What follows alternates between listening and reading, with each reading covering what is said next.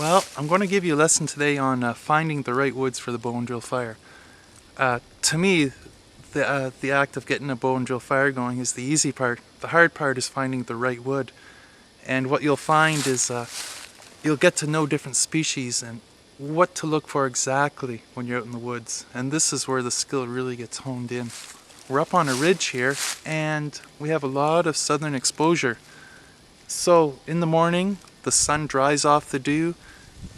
We get sunlight all day. There's a breeze up here, so the chances of finding dry wood is good in this area. You need to find a piece of wood that's off the ground a few feet to be above the dew, of course, and you want most of the bark to be off the tree.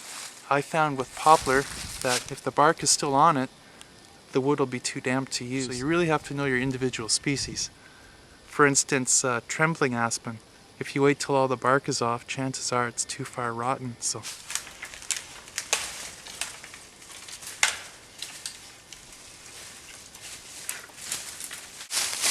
okay, so what I'm going to do, I'm going to check this piece of wood in a couple of places for hardness and dryness.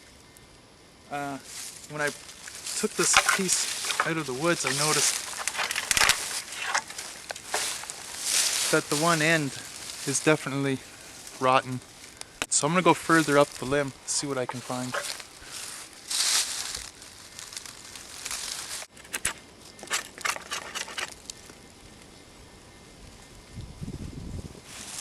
Well, you see the fingernail test there.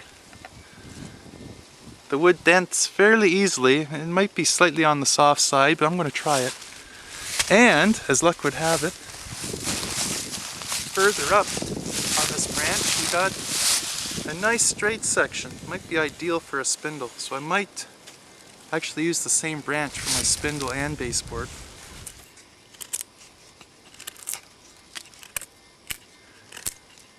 The wood feels nice and dry and not too rotten, so I got a good feeling that this might work out well for us. Carve this to the point where I can be happy with how straight it is. Make sure the ends and center are nice and straight along a straight line, so there's no wobbling when it spins. Now I'll work on my baseboard.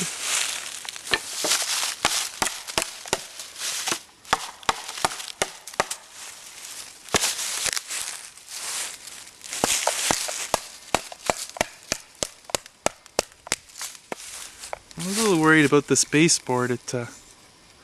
The one end, it seemed to be a little soft.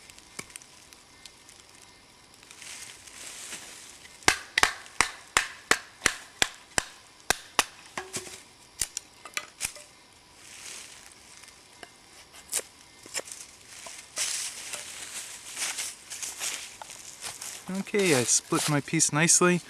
It's about an inch thick at this point. I'm just doing a quick test for dryness here.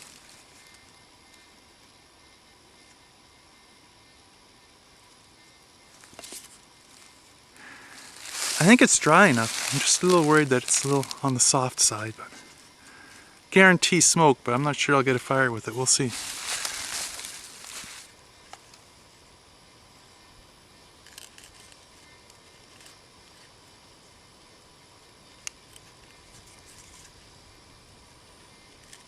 There, so I've gone into the woods, I found a bow, and of course what I'm looking for is a very stiff piece of wood that's about the length of my arm or a little longer. Okay, so on this end I just throw over my loop, and it's certainly not there securely. It'll fall off when in between bowing sessions, but I'm not worried about that. And at the other end I simply put the string through, and then I'll simply make a knot. Can't get through the hole, easy to undo, easy to adjust. Okay, I'm happy with this. I have my spindle. My baseboard is just wide enough to take that spindle. I got a blunt end on one end of the spindle where it'll meet the fireboard, the top end, very long taper. I'm hoping there's not going to be too much wobbling. We'll see.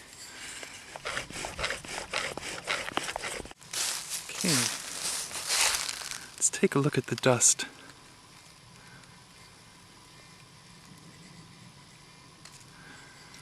Everything looks fine at this point. I think we might get a good coal out of this, so I'll carve up my baseboard now.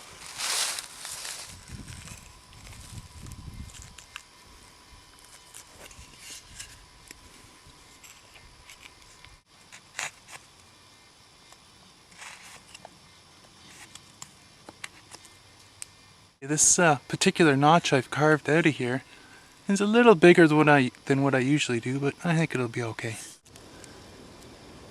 So what I did, I walked over to the nearest evergreen tree, grabbed some of the green needles, and I'll just smash them into the top handhold where the spindle matches, just to make sure it spins freely up there.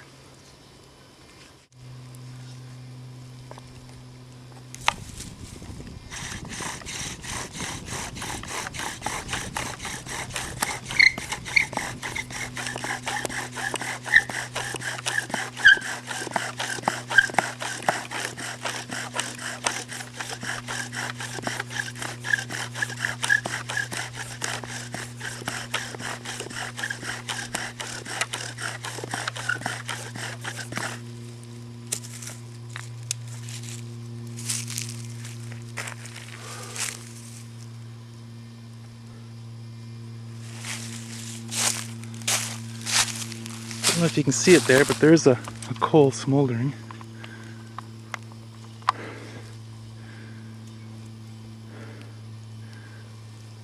So we'll let that grow for a moment.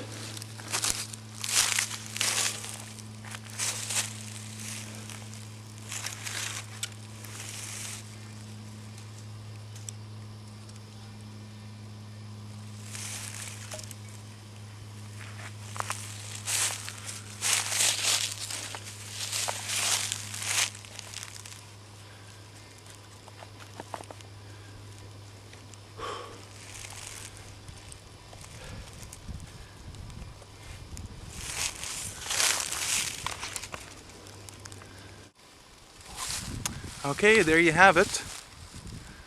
Our spindle, which worked out just fine. And our baseboard, which was from the same branch.